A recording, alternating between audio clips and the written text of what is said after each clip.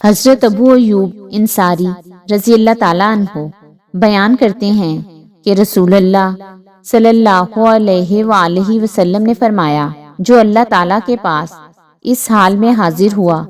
کہ وہ اللہ تعالیٰ کی عبادت کرتا رہا ہو اور اس کے ساتھ کسی کو شریک نہ بنایا ہو، نماز پابندی کے ساتھ پڑھتا رہا ہو اور زکوٰۃ پوری کی پوری دیتا رہا ہو اور کبیرہ گناہوں سے بچا رہا ہو، اس کے لیے جنت ہے۔ لوگوں نے آپ صلی اللہ علیہ وآلہ وسلم سے کبیرہ گناہوں کے بارے میں پوچھا کہ وہ کون کون سے ہیں، تو آپ صلی اللہ علیہ وآلہ وسلم نے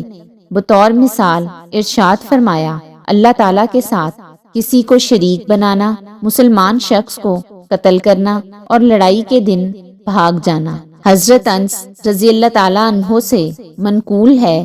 کہ رسول اللہ صلی اللہ علیہ وآلہ وسلم نے فرمایا، بڑے گناہ یہ ہیں اللہ تعالیٰ کے ساتھ شرک کرنا، والدین کی نافرمانی کرنا، کسی شخص کو ناحق قتل کرنا اور جھوٹی گواہی دینا۔